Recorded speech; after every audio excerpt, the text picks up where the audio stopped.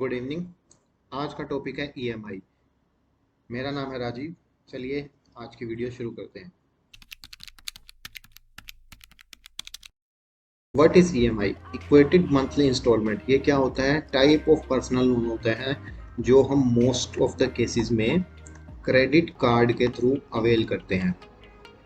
अब types of EMI, एक तो सिंपल ईएमआई होती है। जो सिंपल ईएमआई जैसे कि 9 मंथ्स की बना दी गई है, 12 मंथ्स की बनवा दी गई है, उसको हम सिंपल एक पर्सनल लोन मान सकते हैं जो हमने पर्सनल लोन अवेल किया है और उसकी हम पेमेंट किए जा रहे हैं मंथली, जितने भी मंथ्स की ईएमआई बनाई गई है उतनी।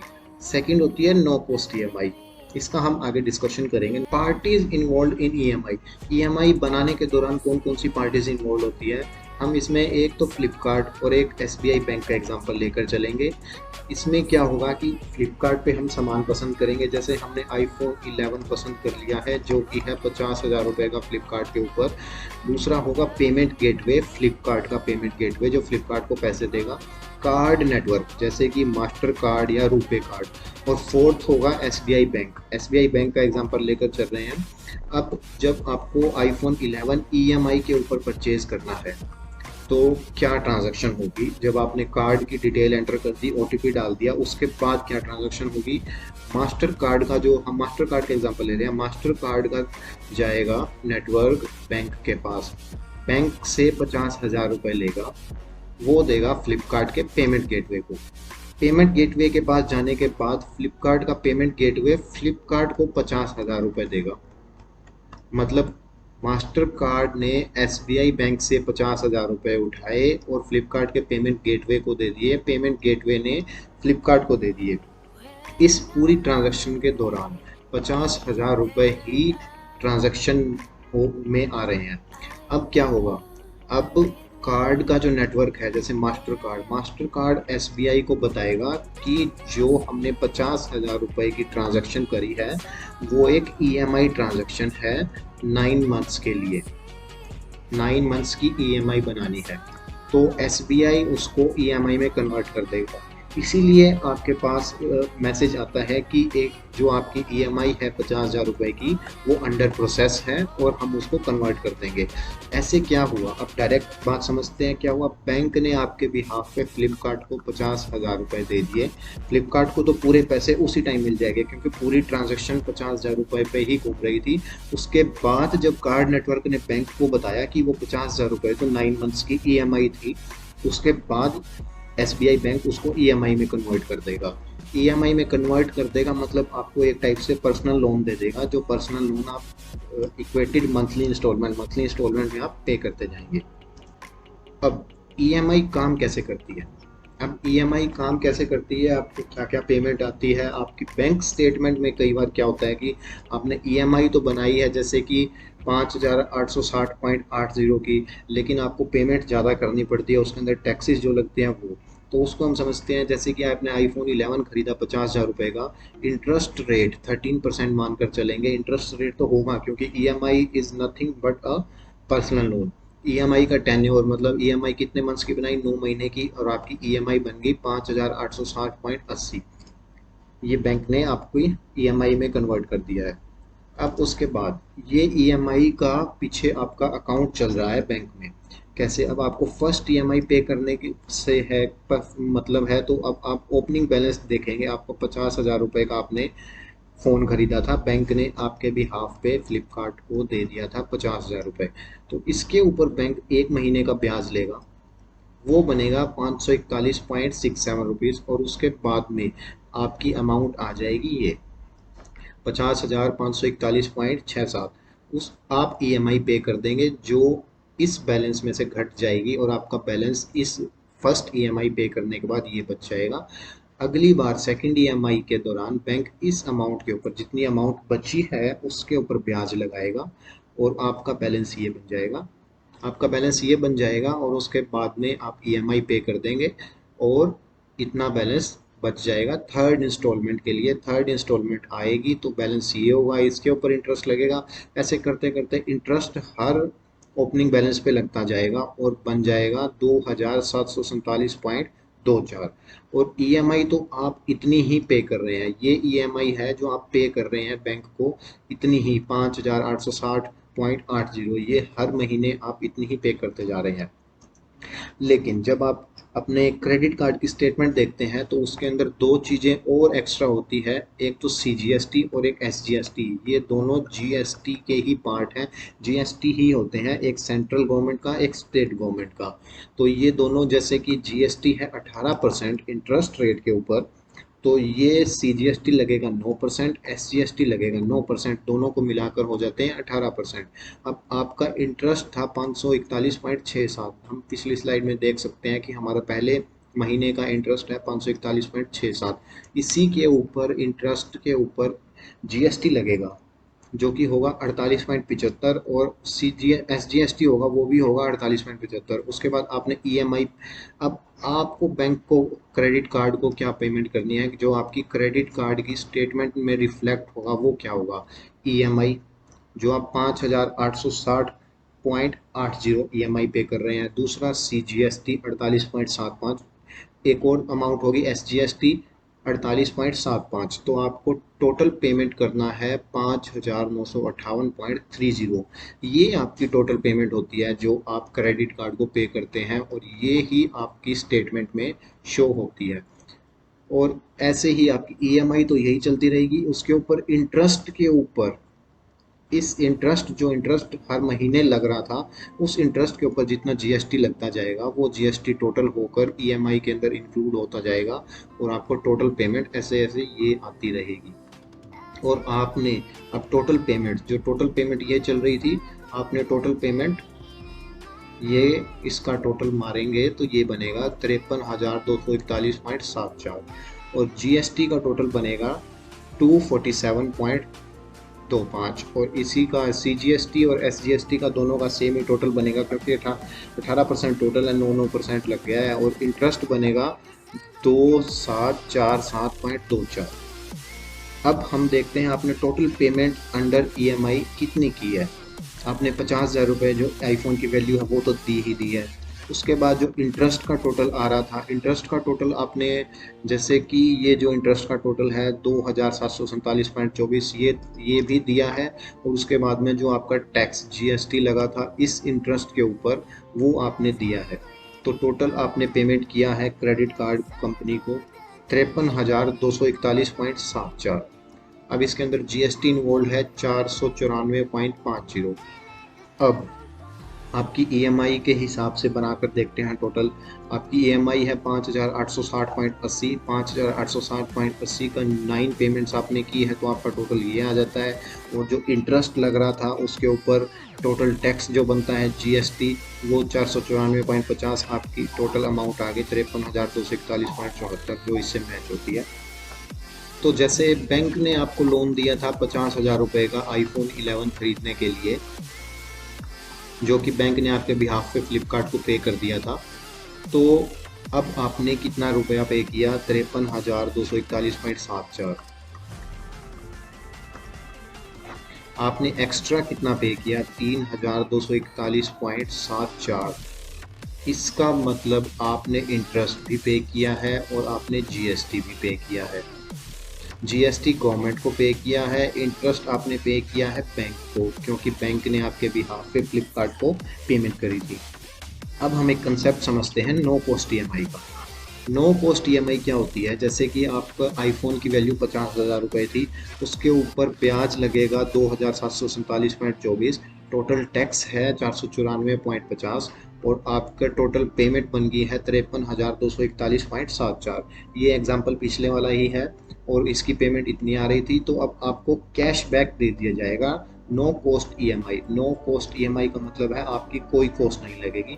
कॉस्ट जैसे कि कौन सी, जो हमने पहले देखा था 3,241.74, 3,241.74 के अंदर एक तो इंटरेस्ट इन्वॉल्व है और एक दूसरा टैक्स इन्वॉल्व है जो जीएसटी का है। अब जीएसटी है वो तो आपने डायरेक्ट गवर्नमेंट को पे कर दिया है, जीएसटी गवर्नमेंट को पे कर दिया है, तो इसको हम वापस नहीं ला सकते हैं। लेकिन बैंक क्या कहता है, या फ्लिपकार्ट, इन दोनों में से जो भी ये बेयर करेगा इंटरेस्ट को, तो वो कहेगा कि हम जो इंटरेस्ट है आपका 2747.24 वो हम आपको लौटा देंगे। हम लौटा देंगे एज ए कैशबैक, जो अपफ्रंट दे देंगे इंस्टेंट कैशबैक, या उसके बाद 90 दिन वर्किंग डेज के अंदर अंदर। अब जैसे कि आपकी टोटल पेमेंट बनती है 53,241 रुपये, लेकिन आपको कैशबैक मिल जाएगा जो कि इंटरेस्ट का कैशबैक होगा, और वो आपकी नेट पेमेंट पड़ जाएगी 50,494.50। ये होती है नो कॉस्ट ईएमआई। इसका बेनिफिट आपको मिलता है सिर्फ इंटरेस्ट का।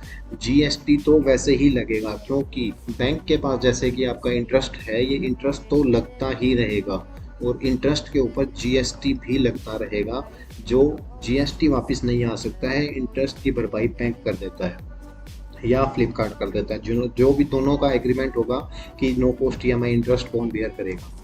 हाँ, interest cost under EMI, no cost EMI कौन बेयर करेगा? वो जो दोनों के फ्लिपकार्ट और बैंक, मतलब एसबीआई या क्रेडिट कार्ड कंपनी जैसे कि बजाज कार्ड हो गया आपका, या कोई और भी कार्ड्स, आजकल बहुत से कार्ड्स आ रहे हैं क्रेडिट कार्ड, वो उन दोनों के बीच में जो भी फ्लिपकार्ट, एसबीआई या बजाज कंपनी के बीच में जो भी कॉन्ट्रैक्ट हुआ होगा इसके बारे में, इंटरेस्ट कॉस्ट के बारे में, वो बेयर करेगा। अब नेक्स्ट आता है टाइप्स ऑफ कैशबैक। कैशबैक जैसे कि आपने फ्लिपकार्ट पे देखा होगा, cashback 10% on availing EMI option on SBI cards. SBI card का अगर आप ईएमआई ऑप्शन अवेल करते हैं तो आपको 10% कैशबैक मिलेगा। तो अब एसबीआई कार्ड का, अब वो कैशबैक ये वाला कैशबैक कौन सा है? नो कॉस्ट ईएमआई वाला नहीं है, अभी ईएमआई बनी भी नहीं है।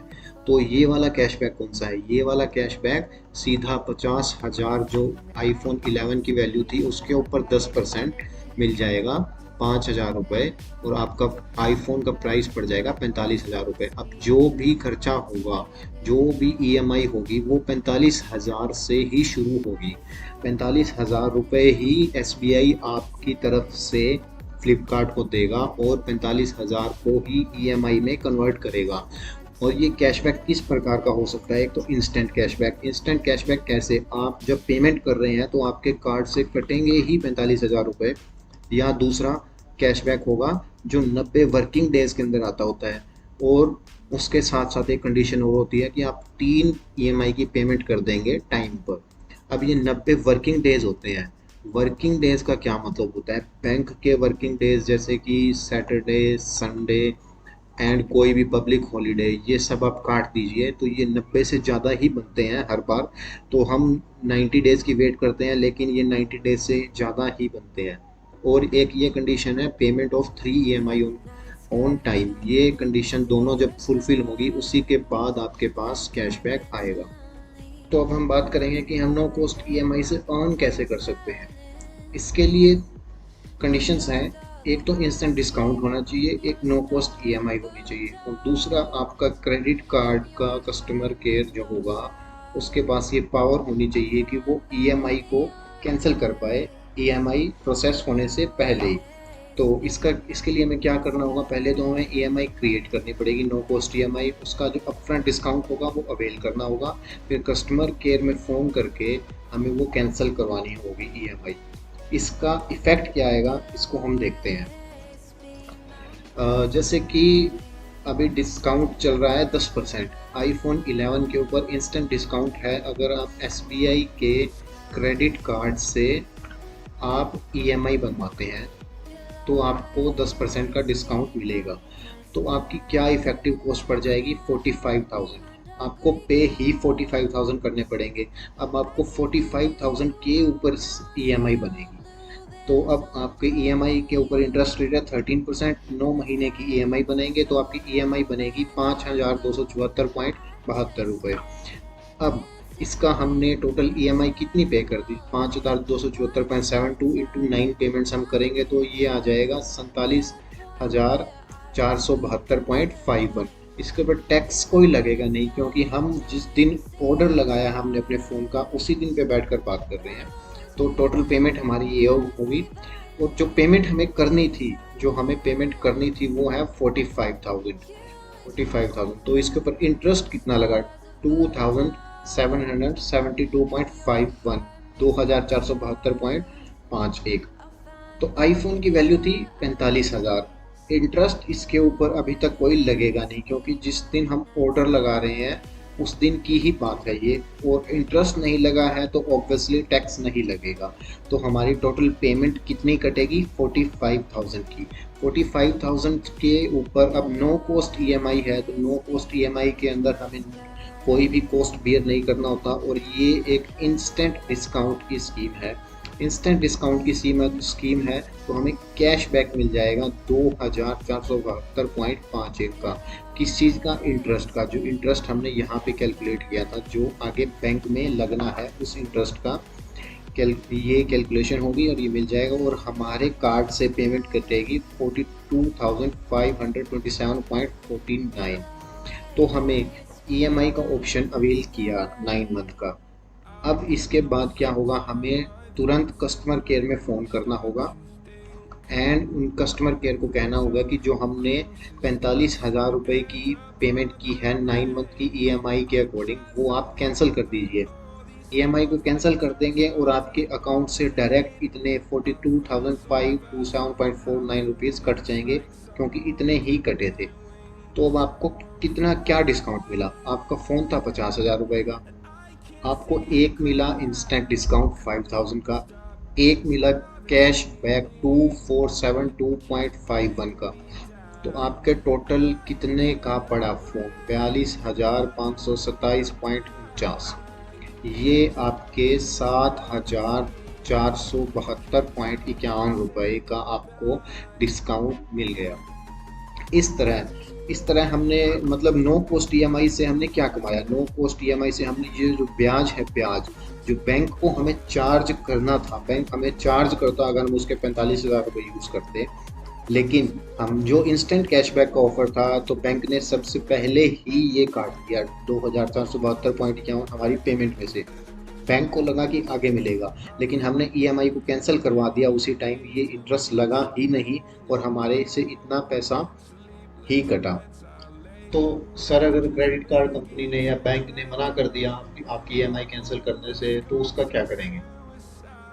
तो ये बहुत अच्छा क्वेश्चन है कि कस्टमर केयर आपका ईएमआई कैंसिल करने से मना कर दे, तब आप क्या करें। अगर कस्टमर केयर आपकी ईएमआई कैंसिल करने से मना कर देगा, तो आपको अपनी ईएमआई को फोरक्लोज करवाना पड़ेगा। अगर आप फोरक्लोज करवाना चाहते हैं तो, अगर आप फोरक्लोज करवाना नहीं चाहते, आप ईएमआई को कंटिन्यू करना चाहते हैं, तो आप ईएमआई को कंटिन्यू कर सकते हैं। लेकिन अगर आपको फोरक्लोज करवाना है, तो जैसे कि आपकी अमाउंट थी 50,000, या फोरक्लोज कराना चाहते हैं 2 मंथ्स के बाद, जो भी अमाउंट पड़ी रहेगी वो, उसके अंदर आपको 3% उसी अमाउंट का एक्स्ट्रा पे करना होगा। जैसे 50,000 का 3% होगा 1,500 रुपये, वो आपको पे करना होगा एज अ पेनल्टी चार्जेस। तो इससे बेटर है आप कस्टमर केयर को पहले से ही फ़ोन करके पूछ लें कि सर ऐसे क्या आप हमारी ईएमआई को प्रोसेस होने से पहले कैंसिल कर देंगे क्या, तभी हम ऐसा प्रोसेस शुरू करेंगे। Thank you. आज की वीडियो के लिए बस इतना ही था। ये मेरा फ़ोन नंबर है, आप इसके ऊपर मेरे कंटेंट से रिलेटेड कोई भी अगर आपको सुझाव है तो आप इस पे दे सकते हैं। आप मेरे चैनल को सब्सक्राइब कर सकते हैं। अगर ये वीडियो अच्छी लगी है तो आप इसको लाइक कर सकते हैं, अपने दोस्तों के साथ शेयर कर सकते हैं।